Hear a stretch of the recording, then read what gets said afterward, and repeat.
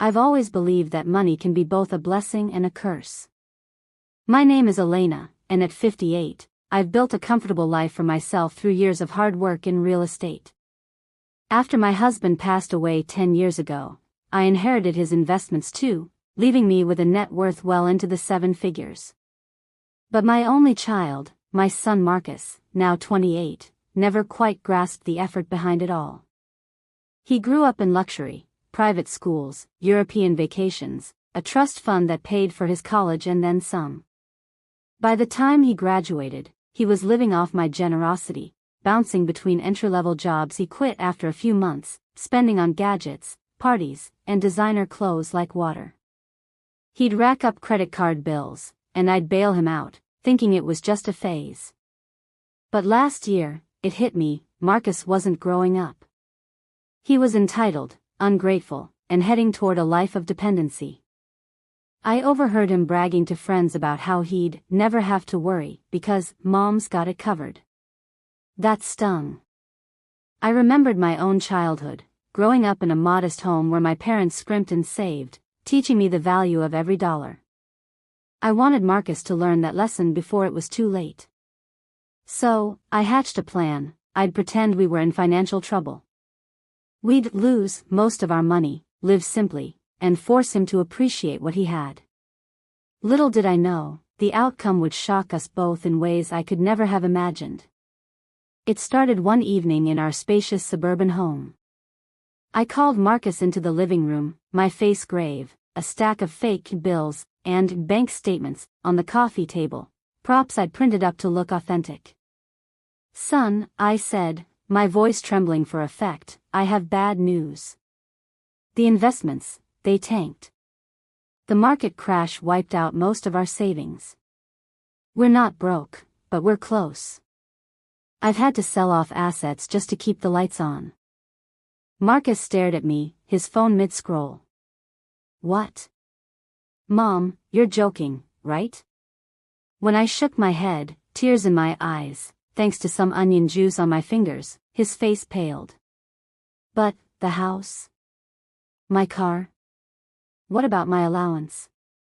"We might have to downsize," I replied. "No more allowance. You'll need to get a steady job." "I'm looking for part-time work myself." In reality, my portfolio was thriving, but I'd arranged everything meticulously. I hired a realtor friend to sell the house to a shell company I owned, and we moved into a small, rented apartment in a working-class neighborhood. Nothing fancy, 2 bedrooms, outdated kitchen, no pool or gym like our old place. The first few weeks were rough. Marcus sulked, complained endlessly about the crappy Wi-Fi and lack of space. He'd slam doors, muttering about how unfair life was. I played my part, clipping coupons, buying generic brands at the grocery store, even taking a fake job at a local cafe. I owned the building, but he didn't know. "See, Marcus? This is real life for most people," I'd say as we ate simple meals like pasta and canned soup. "Money doesn't grow on trees." Slowly, he adapted. He applied for jobs, real ones this time. Landed a position as a barista at a coffee shop downtown, earning minimum wage plus tips. He came home exhausted, feet aching, but there was a spark in his eyes I hadn't seen before. "Mom, today a customer yelled at me over a latte. It sucked, but I handled it." He started budgeting his paychecks, even offering to chip in for groceries. We'd walk to the park instead of driving to malls, talk about our days over tea instead of scrolling separately. For the first time in years, we felt like a team.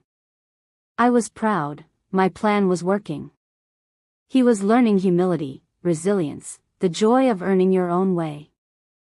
But then, about 3 months in, things took an unexpected turn. Marcus started acting secretive.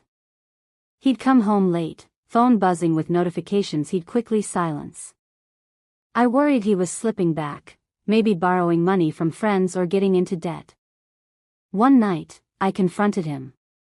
"What's going on? Are you okay?" He sighed, sitting me down. "Mom, I need to tell you something." but promised not to freak out. My heart raced. Had he discovered my ruse? Instead, he pulled out his laptop and showed me a spreadsheet.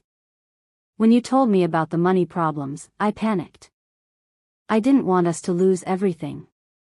So I started side hustling. It turned out, while working at the coffee shop, Marcus had noticed how many customers complained about overpriced delivery apps. Using his old college coding skills, which I'd forgotten he had, he built a simple app connecting local cafes with budget-conscious delivery drivers, kind of like a community-based Uber Eats, but with lower fees and eco-friendly bike options. He'd launched it quietly, marketing it through social media and word of mouth.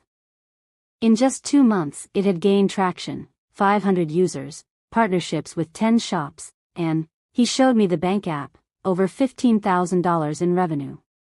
I was stunned. You did this? On your own? He nodded, grinning sheepishly. Yeah. I used my last bit of savings for the domain and ads. Figured if we were broke, I had to step up. It's not much yet, but it's growing. I even hired a couple of freelancers to help with updates. Tears welled up, for real this time. My son, the one I thought was hopeless, had turned our crisis into an opportunity. He'd not only learned the value of money but created his own. But the shocks weren't over. As we celebrated with cheap takeout, Marcus dropped the bombshell. There's more, Mom. I know this was all fake. My jaw dropped. What? How? He laughed. Come on, the bank statements had typos. And I saw your realtor friend at the cafe, she let slip about the house being in a trust. Plus, you're a terrible actress. But I played along because I needed the push. I've been lazy too long, relying on you. This lesson forced me to prove I could do it myself. We both sat there, shocked into silence, then burst out laughing. Me, at how my clever plan had backfired so spectacularly, him, at finally stepping out of my shadow.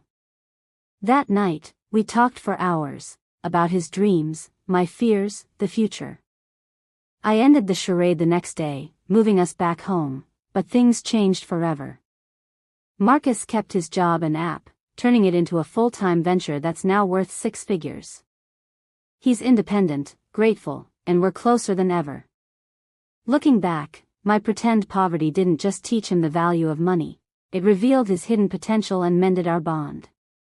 Life's greatest lessons often come with surprises that shock us all. If you're a parent struggling with a spoiled child, sometimes a little deception goes a long way. Just be prepared for the twists.